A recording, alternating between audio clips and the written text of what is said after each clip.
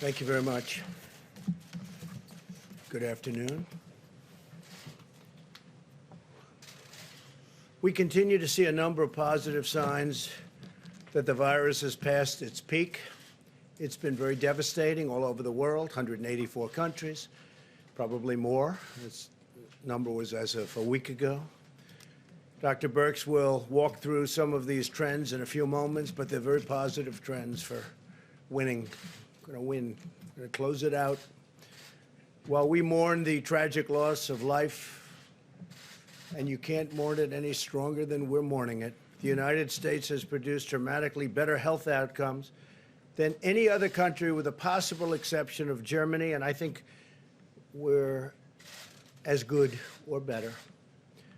On a per capita basis, remember that, on a per capita basis, our mortality rate is far lower than other nations of Western Europe,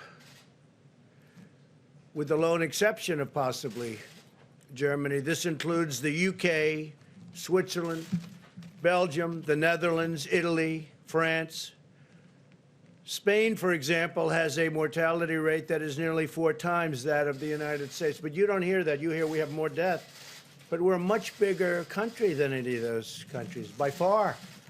So when the fake news gets out there and they start talking about the United States as number one, but we're not number one, China's number one, just so you understand.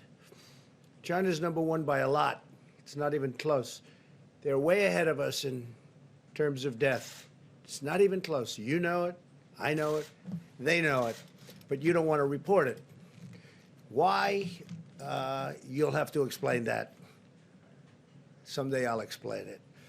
Since we released the guidelines to open up America again, and this was 2 days ago, a number of states led by both Democrat and Republican governors have announced concrete steps to begin a safe, gradual, and phased opening.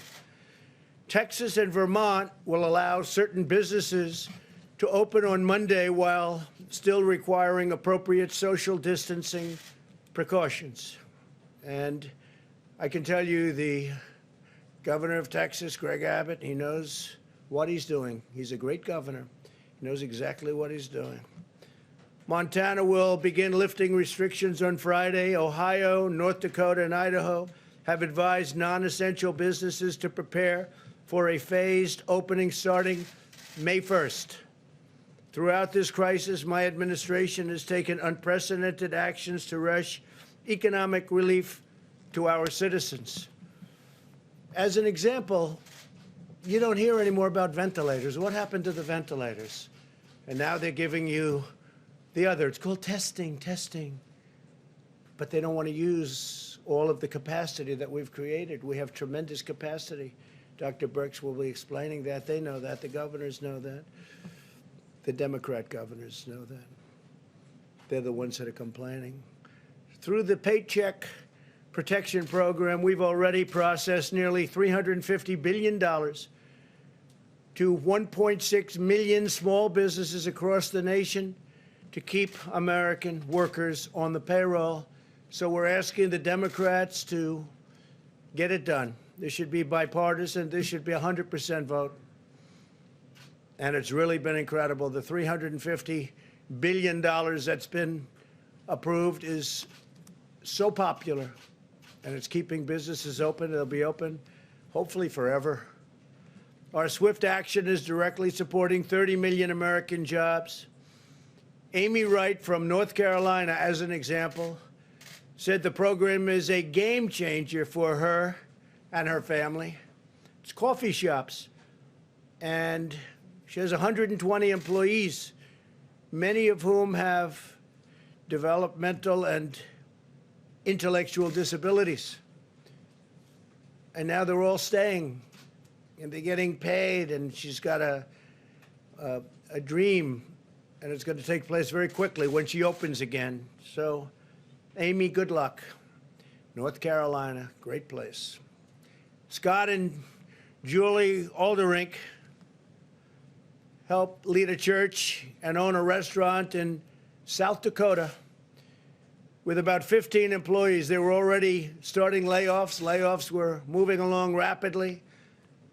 But now they've hired their employees back, and they can keep their restaurant open, and it'll be moving quickly, very quickly, as opposed to not having anybody and probably not having a place to have all of these people employed. She would have been out of business. She would have been gone.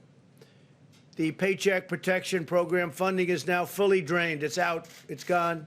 $350 billion to small businesses. And in turn, it goes to the employees of those small businesses. Lawmakers must stop blocking these funds and replenish the program without delay. The Democrats have to come on board. I used to read that these were Democrat programs, not Republican. Seems to have switched around a lot, hasn't it, huh? Switched around a lot. The Republicans want it. I think the Democrats probably do too.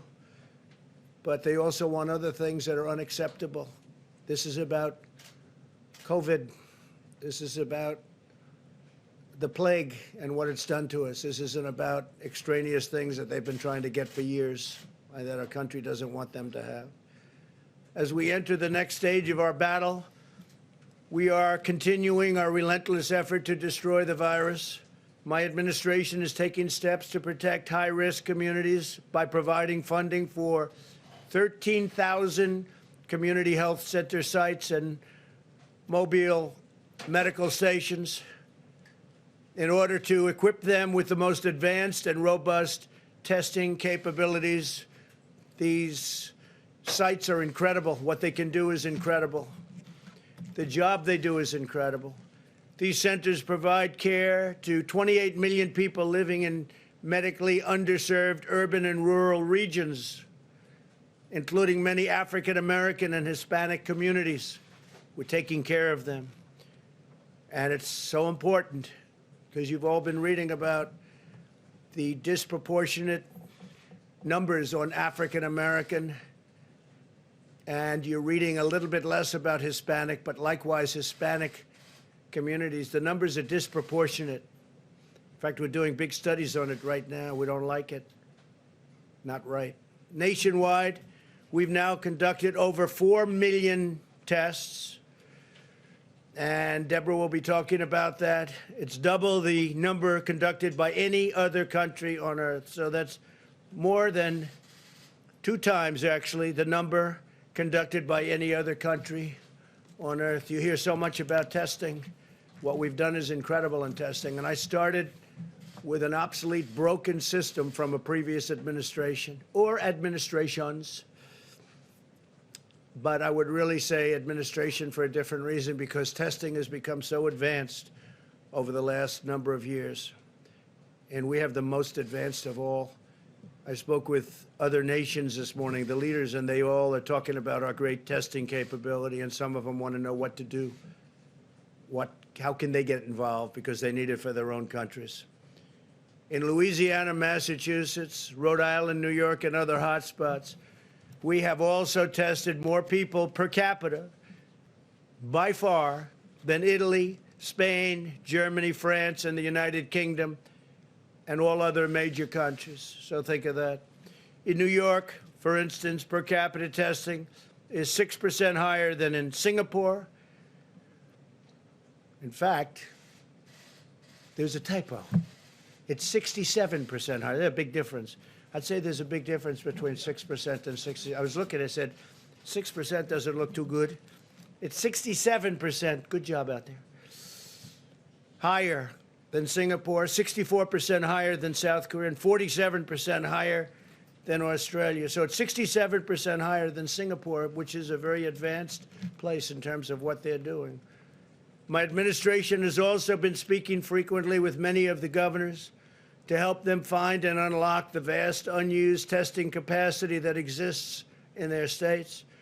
Dr. Birx discussed yesterday the commercial and academic laboratories in the states have tremendous unused capability, which they can use. The governor should use it.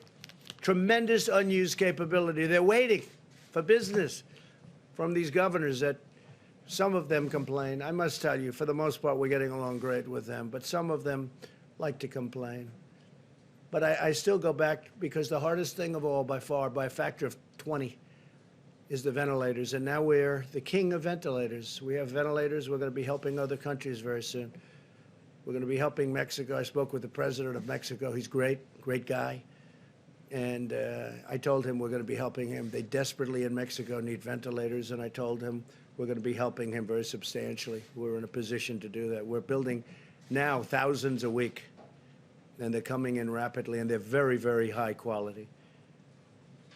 But we're also helping governors to develop strategies to smartly deploy their testing capacity to protect vulnerable and underserved populations while getting Americans at lower risk safely back to work. So again, we have tremendous testing capacity. Now, a lot of people like the Abbott test that we came up with. Abbott, it's a brand new technology, brand new test. It's great. It's 5 minutes, boom, you put it in.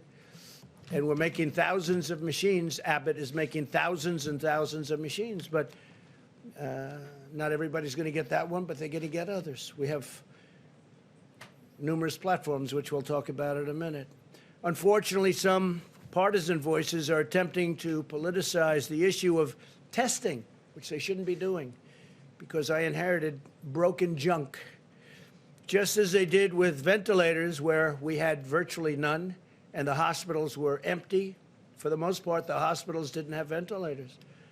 We had to take care of the whole country, and we did a job, the likes of which nobody. We assembled an army of young, brilliant people. For the most part, young, a couple of older ones. But for the most part, they were young, brilliant geniuses that did a job like nobody would believe. I wish you could have seen it. Round the clock.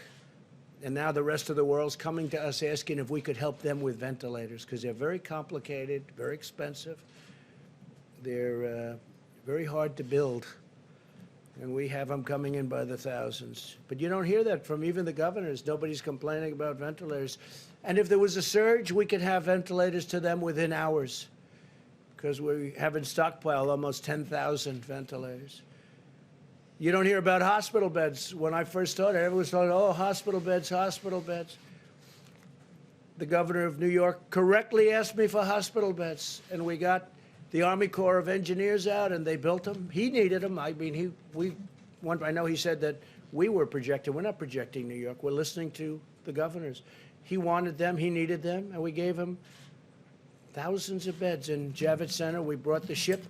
Then the ship, we had it converted to a COVID-19, and that was a big deal, by the way, because of ventilation and all the things we had to do, but we did.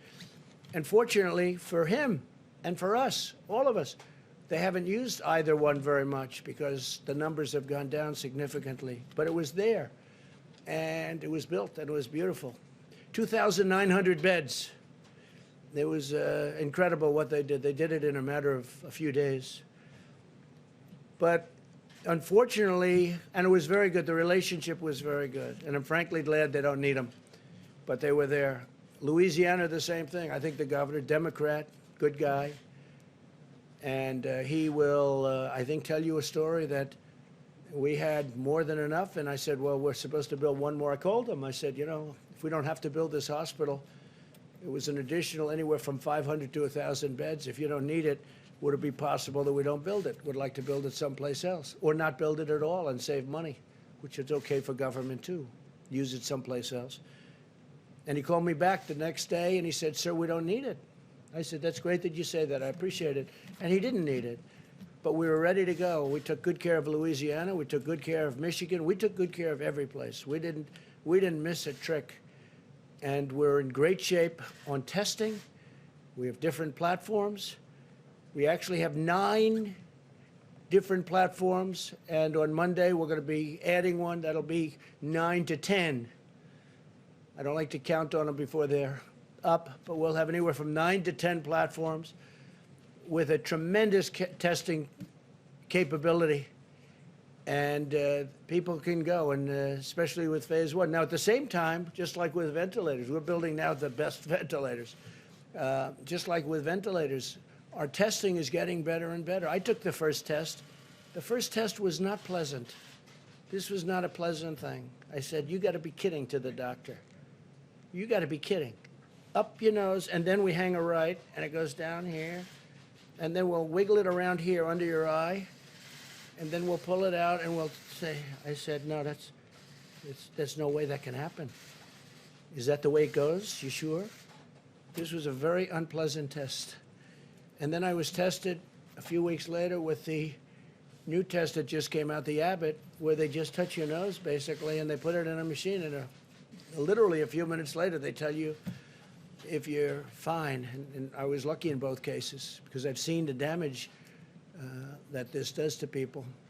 But we have great tests. They've really gotten better and better and better as we go along. But we have a tremendous lab capability, laboratory capability all over the country. And for some reason, the governors, they're not, a lot of them are, but some of the governors like to complain and they're not using it. We have tremendous capability. We're ready for them.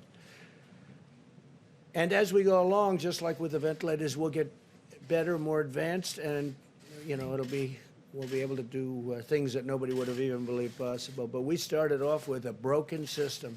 We inherited a broken, terrible system. And I always say it, our cupboards were bare. We had very little in our stockpile. Now we're loaded up. And we also loaded up these hospitals. And, you know, we're talking about payment. We gave billions of dollars worth of things to hospitals. And we'll have to work that out at some point. In fact, I guess they're going to be working that out with Congress. But we loaded up hospitals. The federal government loaded up hospitals with things to take care of people that are very desperately ill. We weren't worried about payment at that time. We said, you'll take care of it at the right time. But we gave billions and billions and billions of dollars worth of medical goods and medicines and equipment to hospitals. And we'll work it out with them. But people don't like to talk about that. So we have done a job that nobody believed. This was a military and private enterprises march. We marched. And unfortunately, with the other side, because they're viewing it as an election. How did President Trump do? Oh, he did terribly. Let's see. He did, yeah, he did terribly. Oh, but we just got him the ventilators that they didn't have that they should have had. We just got them hospital beds by the thousands. We just got them testing that they don't even know how to use. In some cases, they have machines that they're only using 5% and 10% of the machine because they have an advanced machine and they don't know how to use it. It can do much more. So we've had people explain how to use it. So I don't know. I don't think I'd do that on the other side. I really don't. I think that here we have a crisis and we have to work together, and I hope we're going to work together. But we're moving along, and we're moving along well. We're moving along well. This should not be a partisan witch hunt, you know, like the Russia witch hunt that turned out to be a total phony deal. Unfortunately, some of these voices, though, are attempting to bring this into politics, and whether it's testing or ventilators or hospital beds or other dimensions of our sweeping public health response. We have had a sweeping response. In speaking to the leaders of other countries this morning, they said, this is incredible the way you've done this so quickly. You know, we're only talking about a few weeks since everybody knew this was such a big problem. And the rest of the world is watching, and they respect what we've done, because I don't think anybody else, I know nobody else could have done what we've done. And we started with garbage. As our expert said yesterday, America's testing capability and capacity is fully sufficient to begin opening up the country totally.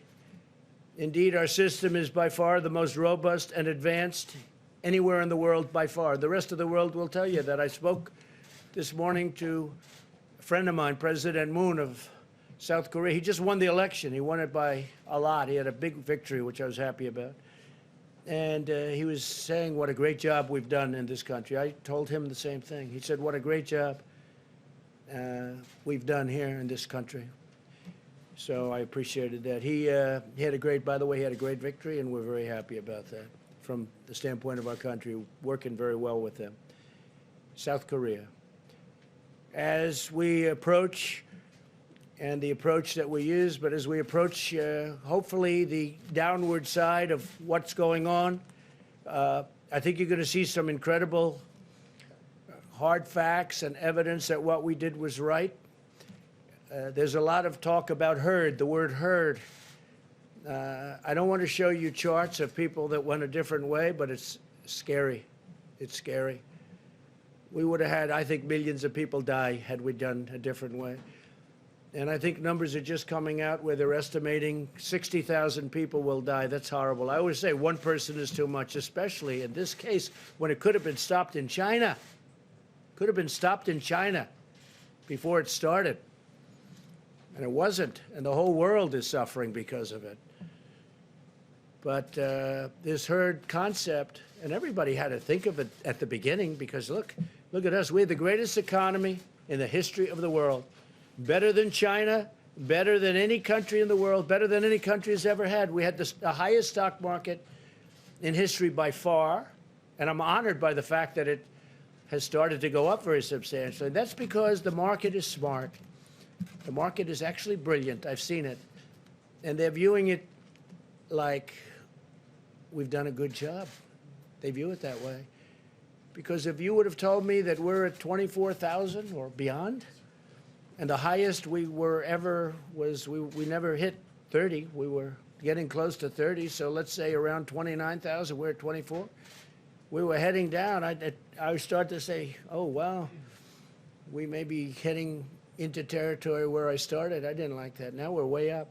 But if you would have said to me, with what we've gone through, not caused by our country or our people or not caused by certainly anybody within our country, but if you would have said that after going through this horrible plague, that we'd have a stock market that's much, much higher than when I started, much higher than where I started. And I think it's, I think we have tremendous momentum. We have a big election coming up, but I think we have tremendous momentum. First, we get rid of the plague. And because of what we're doing with the PPP, what we're doing with the paycheck, as we call it, I think we have a chance to have these companies get back to action quickly. But our approach to testing is based on facts, data, and very hard evidence, not partisan agendas or coordinated political talking points. Mike Pence, who's a phenomenal guy, is making the commencement address right now at the Air Force Academy, where they're being very politically correct. Everyone's standing not 6 feet, but 10 feet apart, okay? And it's very different. I made that speech last year. I'm going to West Point. I think they're changing the date to June 13th because of what's going on in New York. They're moving it to June 13th, West Point. So I'm doing that commencement speech, and they're going to have, sad, but it's a big start. They're going to have the cadets. They may not have the parents, but they're going to have the cadets. The parents are so proud of them. I know at the Air Force Academy, where Mike is speaking right now, they don't have the parents. They have the cadets. They're very, very widespread. And you talk about social distancing. I mean, they are really spread. I looked at it. They're using 10 feet. So he's doing that. But they're having it. It's very important to have it. And that's a great thing. That's a great thing. That's a big start. So he's there right now. And I will tell you, he's a gentleman, Mike Pence, a real gentleman. And the Democrat senators requested a phone call with him yesterday. And I think they had, for the most part, all of them on, like approximately 47. I heard it was just about all of them, whatever it might be. I don't want to be wrong by 1 or 2 or 10 and have the press say, he lied, he told a lie. Terrible, terrible. Whatever it was, but they have 47, and I guess most of them were on. I heard they were so rude. I used a term today. I said rude and nasty, but I heard they were so rude. No matter what he said, which was all very positive in terms of winning this battle against the invisible enemy, No matter what he said, they were fresh, they were nasty, and it was, I heard, just a terrible thing. And I said, Mike, that's politics. That's what it is. If we came into this room today and said, the battle is over, we have won, it's 100% gone, the Democrats would say the president has done a horrible job. He has done a disgraceful job.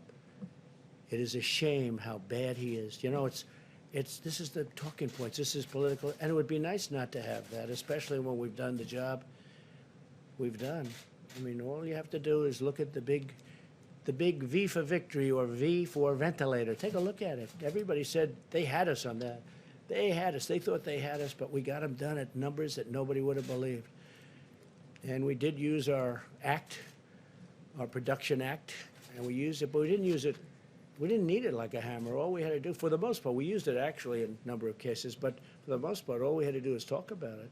All we had to do is say, we're going to use it if you don't do this. And everybody was, you know, for the most part, good. We used it a couple of times because it didn't work out the easy way, but it worked out the hard way.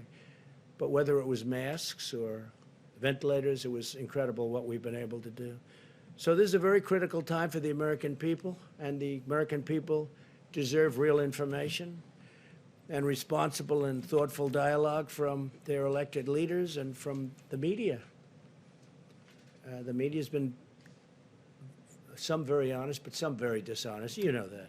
You know that. I mean, I even read a story where Mark Meadows was a tough guy. He was crying. He was crying. There was a Maggie Haberman. You know, she won a Pulitzer Prize for her coverage of Russia, but she was wrong in Russia. So was everyone else. They should all give back their Pulitzer Prizes. In fact, it turned out that the crime was committed by the other side. The crime was not committed by this side. It was committed by the other side, a bunch of bad people. You saw the reports coming out over the last 2 weeks. They got caught. So Maggie Haberman gets a Pulitzer Prize. She's a third-rate reporter, New York Times. And we put her name up here last week. You saw that. People thought it was a commercial. It wasn't a commercial. It's like a commercial, but it wasn't a commercial. It was just clips. And because we exposed her as being a bad reporter, what happened is she came out and said, Mark Meadows was crying, and they made it sound. I said, Mark, and it's okay if he did. I wouldn't, you know, look. But I think he was crying probably really for the wrong reason they had it down. But he's not a crier. And if he was, I've known criers. I could tell you people that you know that are very famous, they cry, and that's okay too. But it was a nasty story in so many ways. It was fake news. And she only did it because we exposed her for being a terrible, dishonest reporter. She is. I've known her for a long while. I haven't spoken to her a long time. I made the mistake. I take a picture with her at the desk a long time ago. Every time she does a story, if I say, I haven't spoken to her in many, many, many months, maybe years, I don't speak to her. She's fake. A lot of people are fake.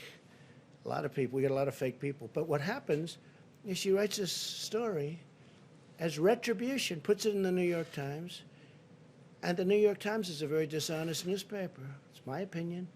It's not an opinion. It's actually, from my standpoint, you know, the very hard thing to figure, though, most people wouldn't know that, but I know because I know the facts.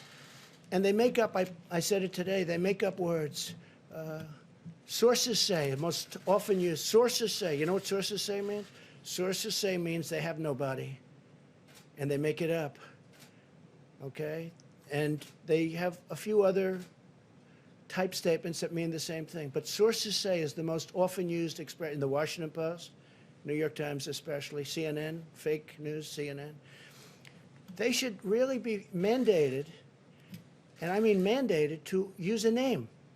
If there's a source, use a name. Say that Kayleigh McEnany said, or somebody. And you'd find out that the, number one, the source wouldn't say it. The sources don't exist. I don't believe the sources exist. And I try and tell this. You know, the beautiful thing about doing these conferences is that we have tremendous numbers of viewers, and I'm able to reach the viewers without having to go through fake news where they make a good story into a bad story. So with all of that, it's been an incredible period of time. We've done a fantastic job. with the talk of other nations. The leaders of other nations are calling us for help. They're calling us for equipment. They're calling us for testing capacities. Now, with the testing, we are going further. Deborah's going to talk about that now. With the testing, we have some other tests coming up that are going to be, I think, phenomenal. I think they're going to blow away everything as soon as they come out, and we're going to get them out as soon as possible. But I'd like to ask Dr. Birx to come up and say a few words about where we've come, how far we've come, and more importantly, where we're going from this point, because honestly, it's quite amazing. Thank you very much. Thank you, Mr. President. If we could have the first slide. I wanted to give you an update on where we are as states and as counties and as cities. I know you all are watching carefully. The numbers have shifted over the last few days. What happens when when states change the reporting from confirmed to probable, so now all probable cases are included, they had to add them back in. Even though the cases may have been from March, they were added over 14th, 15th, and 16th of April, and states may continue to be adding them. Eventually, we're hoping that those get accounted for on the day when the presumptive cases or the probable cases were counted, but right now they're added in one fell swoop. So this is New York and New Jersey, and I think we all know how difficult and what a difficult time both New York and New Jersey have had. I call your attention to the axis. It goes up to 250,000 cases, so you can get a frame of how we're talking about some of the other metro areas. Next slide. These are the 25 metro areas, the top 25 metro areas, and you can only see the New York metro area in this slide. Again, the axis goes up to about 300,000, includes the New Jersey part of the metro area as well as part of southern Connecticut. Next slide. But if I take New York out, and the reason I wanted to do that, now the axis is 1/10 of the previous axis. So that previous axis, the previous slide, 300,000. This slide, 30,000. So that will give you a frame of reference for some of these other metros. The reason I wanted to show you this is cumulative cases, and we are still tracking very closely the issues in Chicago and Boston. But on this slide, I hope you can see the yellow line. That is Detroit. And Detroit and this mayor of Detroit has really done an extraordinary job, and the people of Detroit have done an extraordinary job with their social distancing. The other line I want to call your attention to is the line here. This is New Orleans. And I think, frankly, I was concerned about New Orleans because they had a lot of pre-existing comorbidities. They have 2 or 3 major hospitals, but cover a very large area of geographic area. And that other blue line that you can see that's down right here,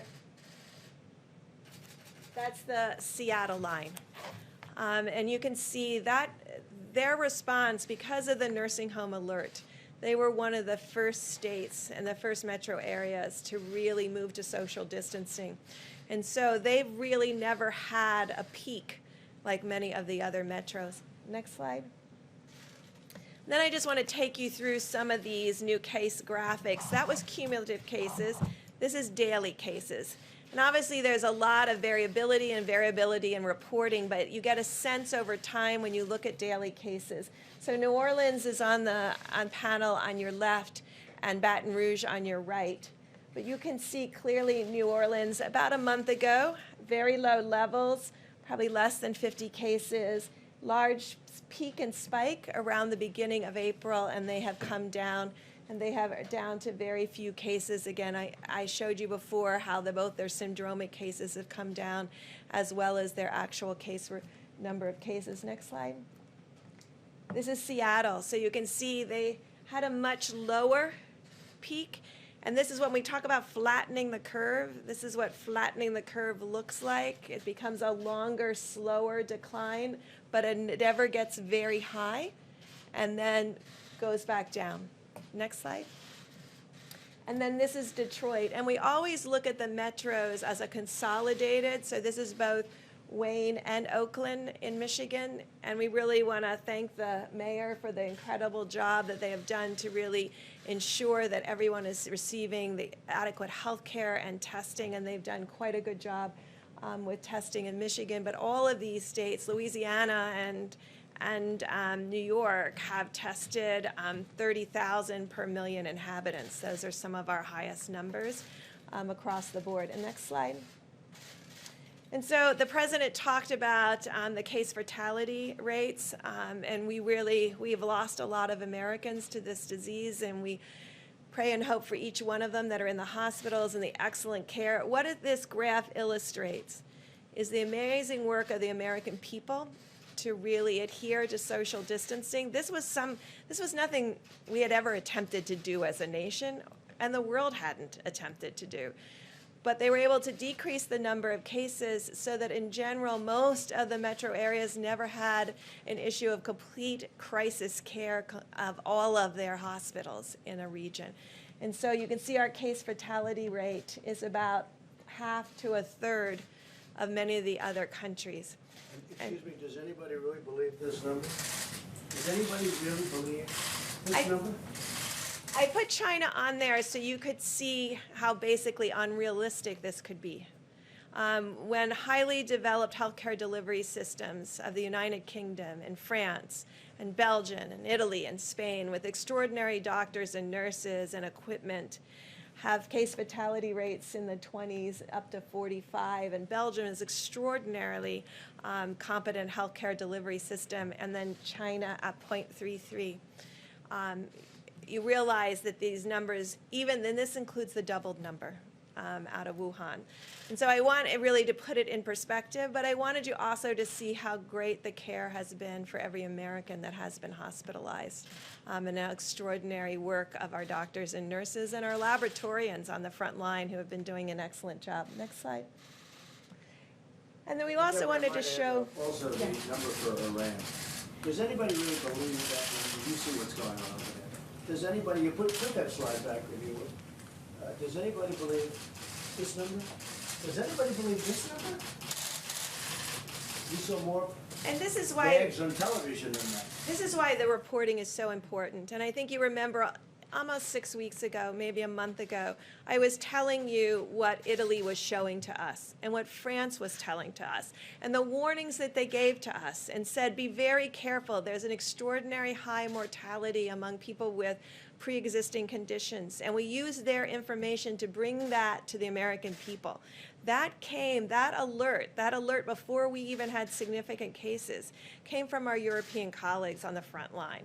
And that's why we keep coming back to how important in a pandemic and a new disease, it's really critical to have that level of transparency because it changes how we work as a nation. It allowed us on over March 15th to make an alert out there about vulnerable individuals and the need to protect them. And my call out to millennials to really protect their parents, protect their grandparents, and get that information out to everyone, that there were pre-existing conditions that put people at greater risk. That information came from our European colleagues who were in the midst of their battle themselves. And so there is never an excuse to not share information. When you are the first country to have an outbreak, you really have a moral obligation to the world to not only talk about it, but provide that information that's critical to the rest of the world to really respond to this credibly. And I really want to thank our European colleagues who worked so hard to get us that information, even in the midst of their own tragedies. And I think that really shows how important transparency is. And we go to the next slide. We can show you this really encouraging and great news. So we know that fatalities will continue to lag because people are in hospitals still, and some are still in intensive care units. But these COVID-like illnesses, this is our hospitalizations that are related to flu per 100,000 Americans. This is this year's flu season, and you can see our COVID-like illnesses, and this is all of them, probable and confirmed cases. Our hospitalizations are declining.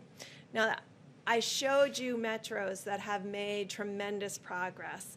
And we've been up here many times talking about it being 6, 10, 15 additional cities.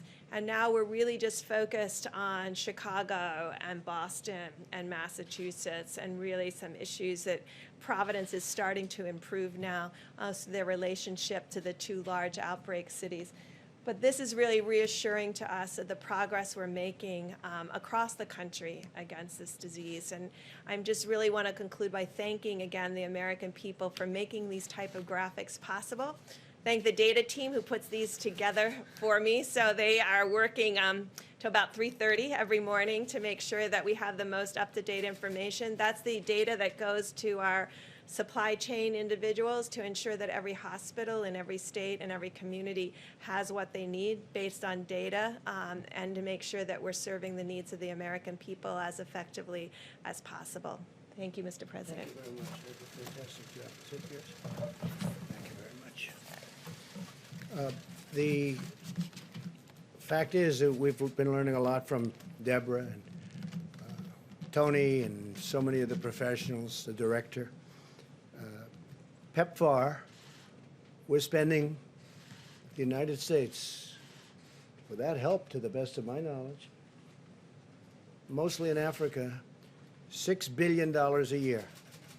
And that's on AIDS. What we've done for AIDS in Africa is unbelievable. We spend $6 billion a year.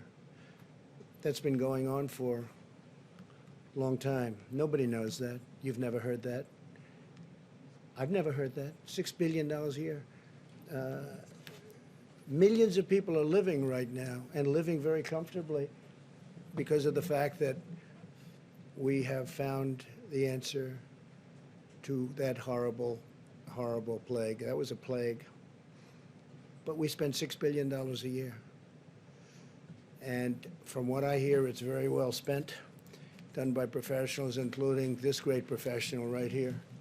That was the thing that you worked hardest on, and something that was very close to her heart. So it's, it's something that I think people should start hearing.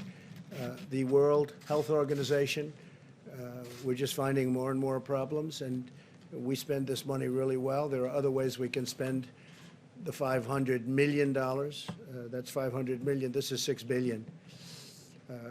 But we can find other ways to spend it where people are going to be helped, we think, in a much greater way. We're doing some research on certain people that take a lot of credit for what they do. And NIH is giving away a lot of money, a lot of money. We give away for years, for many years, they give away a lot of money. And some people complain and some people don't. Some people are extremely happy. So we're looking into that also. They're giving away approximately, as I understand it recently, more than $32 billion a year. $32 billion. And so we've been looking at that for a while, and we're going to be having some statements to be made about that. $32 billion a year. It's a lot of money, and we want to make sure it's being spent wisely, and we've been doing that, by the way, and we'll have some statements on that. And those are much bigger numbers than what we're talking about with national. If you look at, with our friends from wherever they come from, 500 million is a lot of money, but it's not a lot compared to the kind of money that we give out. I think over the years it's been averaging about $32 billion. $32 billion. So we've had our eye on that one for a while. We also talked about the lab in China, where I guess 3.7 million was given some time ago, and we're looking at that very closely. Chief of Staff has that pretty much under control, but it's money that, too bad it got spent there. But that was spent, what year was that, Mark? It was 4 or 5 years ago. Over the last 6 years. 6 years ago, approximately. So we're looking at that, and that's the lab that people are talking about. All right, so we're looking at a lot of things. There's tremendous waste in our government. We found it in many different ways and in many different forms. And this is one of them. This is one of them. We can spend, I was talking to Dr. Birx, we can spend $500 million using all of it in a much more efficient manner if we choose to do that. and it'll be to the good of many more people than are getting it right now. But you look at the mistakes that were made, I mean, so late, long after I said we have to close off our country. They were actually against our closing off our country to China when I did that in January. They were against that. They didn't like the idea of closing off our country. They said it was a bad thing to do, actually. And they've since taken that back.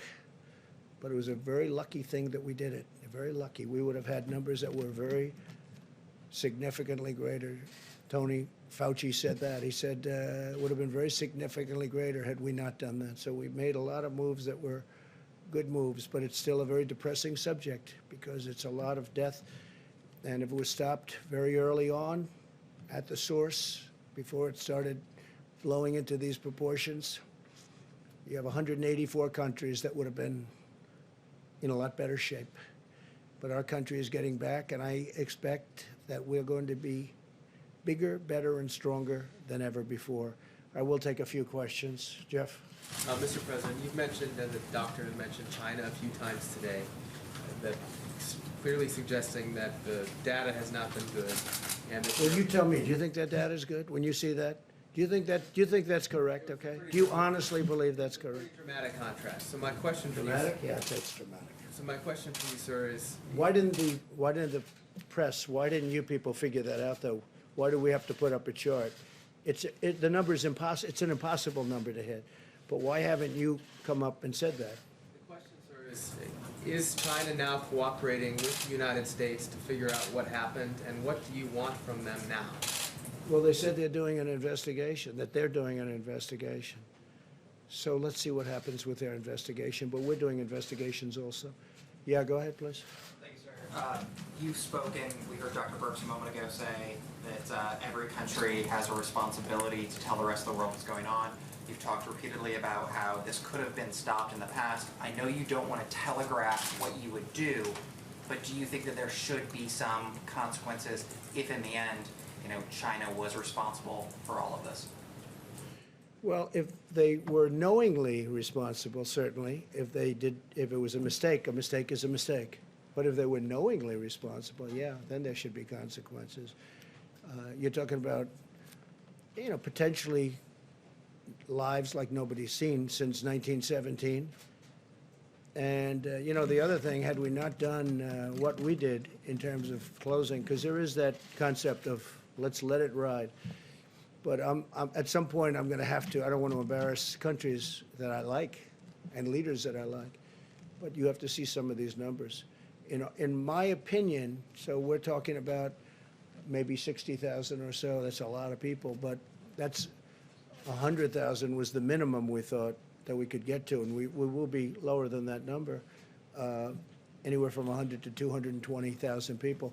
But I really believe it could have been billions of people had we not done what we did. We made a lot of good decisions, but one of those things. Go ahead. Have you ruled out that this was an unknowing situation? Have you ruled I haven't out that ruled there's out no- anything. I want to look Okay. at the facts as they come in. No, I want to look at the facts, please. Thank you, sir. Thank you very much, Mr. President. Sure. Last week, you claimed that you're in charge of everything, yet the American people don't understand why you're unwilling to use the awesome powers of your presidency to make American companies manufacture the PPE and also the testing equipment that you Who need you to with? implement your recommendations. I know, but who are you on with? how to, I'm with TMN. Recommendations for TMN, what is Talk TMN? Media News. What? My name is Doug Christian with Talk Media News. Yes. Talk Media News. Yeah. And Go ahead, keep reading your question. the thing is how to make companies build these testing equipment so that you can do what you want. Well, we're what you doing that right recommended. now. We're doing it. We're doing it right now with ventilators. We have General Motors, we have General Electric, we have 11 different companies, great companies building them for us all over the United States. We're starting to make our own gowns, as they call it. We're making some incredible things. And as far as the testing is concerned, most of that now is done in the United States. We're doing it in the United States, our different platforms. And so I just don't think you were listening. Senators were complaining to, Which to senators? Vice President Which Pence senators? yesterday. Which senators? Independent Senator Angus King. He's not an independent, okay? Angus King is worse than any Democrat. Go ahead. But he said that he was livid, actually. Of course he said that.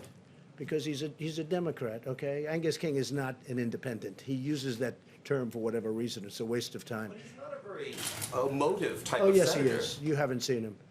Okay, you haven't seen him. No. Angus King is a Democrat, and that was totally staged. I heard that, and it was totally staged. Just like you read the question, he read his question. Yeah, please, in the back. Mr. President, I want to ask you about one of your retweets that you. Which one? The one you retweeted from Paul Sperry. Let's see if authorities enforce the social distancing orders for mosques during Ramadan like they did churches during Easter. I'm wondering. Yeah, no, I would like to see that. And, you know, I just spoke with leaders and people that love mosques. They love mosques. And I'm all in favor of that. But I would say that there could be a difference, and we'll have to see what will happen. Because I've seen a great disparity in this country. I've seen a great disparity. I mean, I've seen a very strong anti-Israel bent in Congress with Democrats. It was unthinkable 7 or 8 or 10 years ago, and now they're into a whole different thing between Omar and AOC. I say AOC +3, add them on. You have, I mean, the things that they say about Israel are so bad. And I can't believe it. Now, just a minute. So I would be interested to see that because they go after Christian churches, but they don't tend to go after mosques. And I don't want them to go after mosques, but I do want to see what their bent is. Yes, please, in the back. Mr. President, that in fact, Go ahead, that you're please. suggesting that imams wouldn't follow social No, distancing? I think that I just had a call with imams. I just had a call with ministers, rabbis. We had a tremendous call with the faith leaders. No, I don't think that at all. I am somebody that believes in faith, and it matters not what your faith is, but our politicians seem to treat different faiths very differently, and they seem to think, I don't know what happened with our country, but the Christian faith is treated much differently than it was, and I think it's treated very unfairly. Yes, please, go ahead in the back. I just want to ask though if the Let's go. Department of Jen Justice Pellegrino will in with fact OAN. support. OAN, please. Thank OAN. you, Mr. President. The Paycheck Protection Program saved an estimated 15 million jobs. It's run out of money. The Democrats, specifically Nancy Pelosi, have been blocking that funding. Yeah. Do you know why Speaker Pelosi is dragging her feet on that? Well, she thinks it's politics. I don't think it's good politics. Nancy Pelosi's been blocking it. Schumer's been blocking it.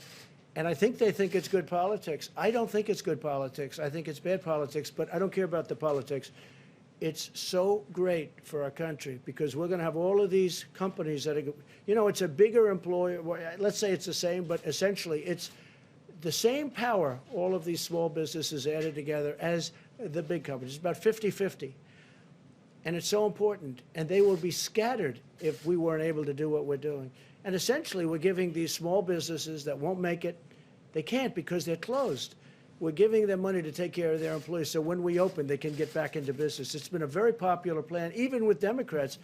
I think it basically passed unanimously twice, the first section, which is $350 billion. So we're trying to get 250. Nancy Pelosi is blocking it. She sits in her house in San Francisco, overlooking the ocean, and she doesn't want to come back. She doesn't want to come back. She doesn't want to come back to D.C. She's got to get back and get this thing approved. It's very important. Please, go ahead. Dr. Birx, if I may, you again praised the American people for doing their bit over the past few weeks. But what goes through your mind when you see photographs of crowded beaches in Florida? Is that a concern for when we start seeing some of these restrictions being lifted? Well, as I described, we go metro by metro, county by county, and so I'd have to link that with a specific county and look at their case rates.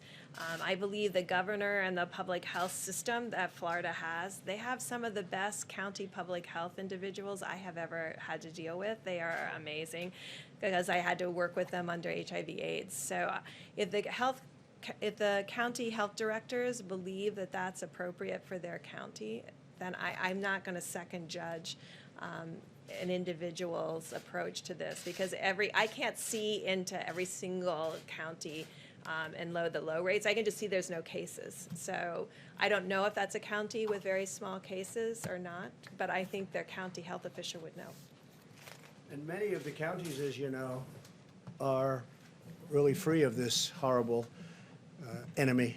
So we're opening up. You'll be seeing a lot of this country start to open up fairly quickly. Yes, please. Thank you, Mr. President. You mentioned the importance of social distancing, but for example, Stephen Moore, someone you appointed to your Open the Country task force, is organizing a protest in Wisconsin, but aren't they in a sense protesting your very own guidelines? Well, we have a flexibility. I didn't see what Stephen said. I can tell you he's a very good economist. He's been calling shots right. He said we need to be the Rosa Parks of government injustices. Well, there is a lot of injustice. When you look at Virginia, where they want to take your guns away, if they want to violate your Second Amendment, when you look at, I mean, look, I'm getting along very nicely with the governor of Michigan, but she has things, don't buy paint, don't buy roses, don't buy, I mean, she's got all these crazy things. I really believe somebody sitting in their boat in a lake should be okay. They shouldn't arrest people. Some of them are being unreasonable. I really believe that. They're being unreasonable. But I think Virginia's a great case, though, because they're using this. They're trying to take your guns away in Virginia. And if people in Virginia aren't careful, that's what's going to happen to them. So, yeah, I mean, I could see where he's coming from. I think it's a strong statement, because hopefully this will be over very soon for all of us. But some have gotten carried away. They have absolutely gotten carried away. Some of these protesters are protesting your social distancing guidelines? I don't know. I mean, I notice there are a lot of protests out there. And I just think that some of the governors have gotten carried away. You know, we have a lot of people that don't have to be told to do what they're doing. They've been really doing everything we've asked them. We have a few states where, frankly, I spoke to the governors, and I could have gotten them to do, if I wanted to do what would have been perhaps politically correct. But they've been doing incredibly anyway. And as one of them said, everybody's doing exactly the same. In fact, our record is better than states where they're under a mandate or, you know, where they've agreed to do certain things. Now, we have some great states out there. We have incredible people in our country. And for the most part, that it's a strong statement, but I understand where he's coming from. And I think one of the greats would be one of the really important places that people really have to start looking at is what's going on in Virginia, because that's a mess with a government, with really a governor that's under siege anyway. Yeah, please. No, with the beautiful head of white hair. Go ahead. I'll tell you if I like his hair in about a minute after he asks the question. With the Wall Street Journal. On that point, though, does the tweeting about, in the case of Virginia, linking the Second Amendment to some of these issues about lifting some of these restrictions in these states not potentially pose a concern for the governors and civil unrest and potentially in those cases? I have a second question, too.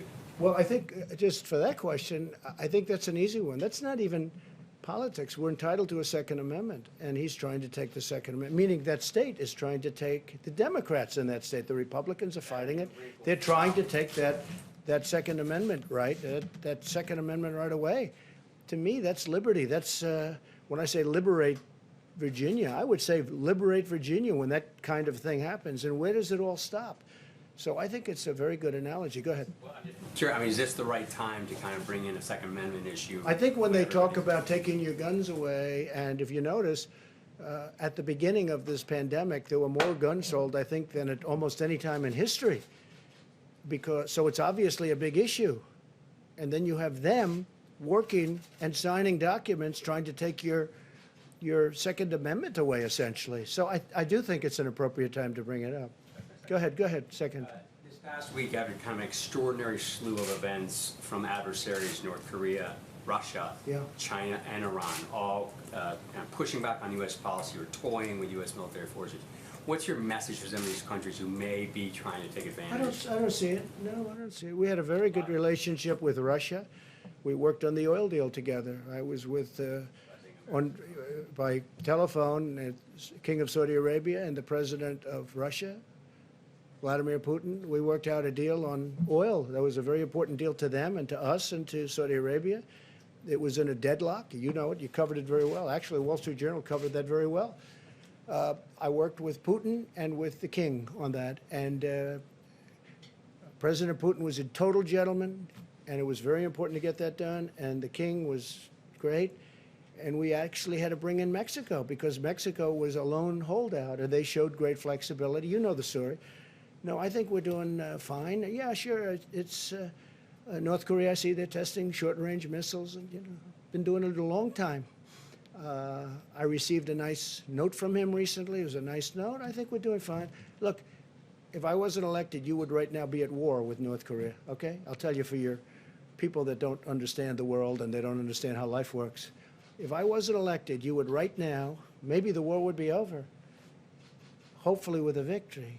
But if you remember when I first came in, we didn't have ammunition. Not a good way to fight a war. President Obama left us no ammunition, okay? And he left us virtually no medical and ventilators. He left us, the cupboard was dry, right? The cupboard was dry. No, I think right now you'd be at war, essentially, in some form. Be over, it would be raging with North Korea if I weren't president. And we're doing just fine with North Korea, just fine. Let's see how it all ends up. In the meantime, they said, oh, Trump's given up. And then they said, oh, really, what's he given up? And they said, I don't know. Then they said, he met. Oh, I met. No, I have a good relationship with Kim Jong-un. That's not a bad thing to have a good relationship. Obama wanted a relationship. He wouldn't meet with Obama. Wouldn't meet with him. Okay, have a good relationship with him. We met at the line. I stepped over the line. The first time anything like that's ever. It's all good. It's good.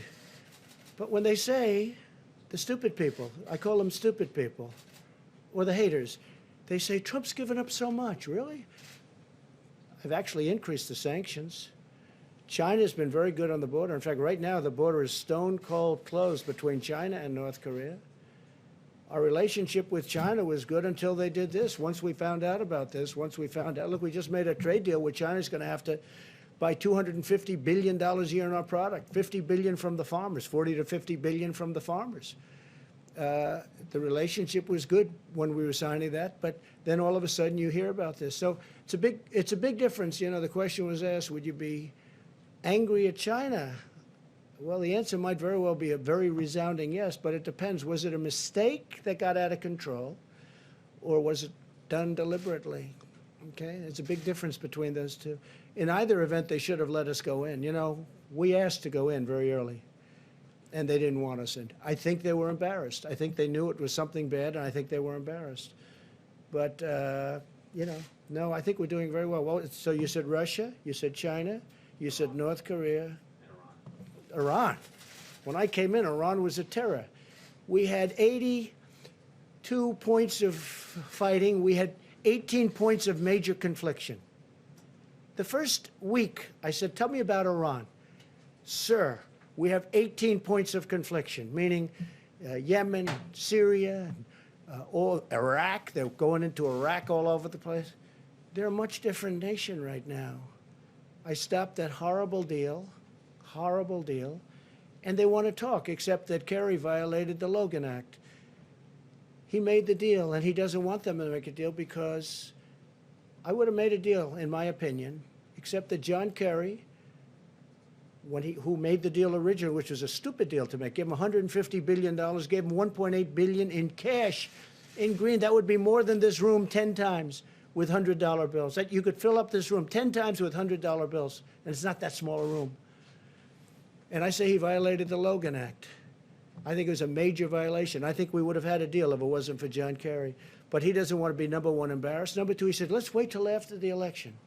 Maybe Sleepy Joe Biden's going to win. And if Sleepy Joe Biden wins, you'll own the United States.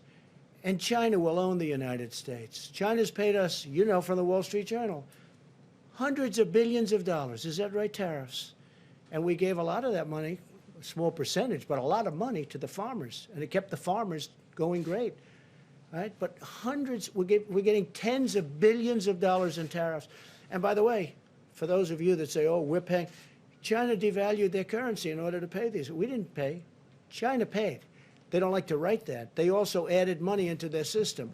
So they paid for that. No, I think you have numerous countries waiting to see whether or not Sleepy Joe wins, because if Sleepy Joe won, they own our country. They will take our country. We had, go back 2 months, we had by far, and China was supposed to catch us. You know better than anybody, Wall Street Journal. For years I've heard, by 2019, China will catch us. There's only one problem. Trump got elected in 2016. That was a big difference. And we were going leaps and bounds above China. And before the problem with the plague, right? China was having the worst year they've had in 67 years. That was before the plague. Now they're getting really hurt, and so is everybody getting hurt. I don't want them to get hurt, but they're all getting hurt. Everybody's getting hurt. It's a horrible thing that's happened. But we had the greatest economy in the world by far.